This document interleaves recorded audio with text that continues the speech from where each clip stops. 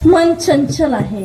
राग, द्वेष, काम, क्रोध हे सगळं मनामधून उत्पन्न होतं. पण तुम्ही त्या मनाला त्याच्यातून काढा आणि देवाच्या चरणाजवळ लावा, देवाच्या भक्तीत लावा. पण ते मन तिथं थांबणार नाही. ते मन पळायला चालू करेल. कुठं पळेल? हे मन विषयांकडे पळेल, हे मन भोगांकडे पळेल. पण तरीही तुम्ही त्याला पकडा आणि पुन्हा त्या देवाच्या चरणावर लावा, पुन्हा त्याच्या भक्तीमध्ये त्याला रमवा, तरीही ते पळेल. ते पळेल, तुम्ही पकडायचं, पुन्हा ते पळेल, तुम्ही पकडायचं. असं जर नेहमी तुम्ही करत राहिला ना, तर ते मन थांबायला तयार होईल. हळूहळू काय होईल? स्थिर व्हायला चालू होईल. तुम्ही तुमच्या मनाला सांगा की हे मना, तू माझा दास आहेस.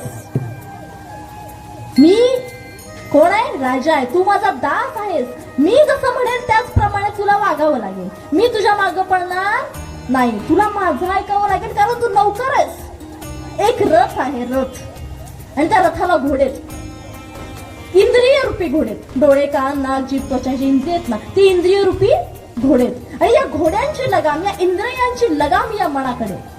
हे म्हणा, तू या रथाला घेऊन पळतोयस खरं, पण या रथाच्या मागे जो राजा बसलाय, त्या राजाच्या आज्ञेनेच तुला हा रथ हाकावा लागेल.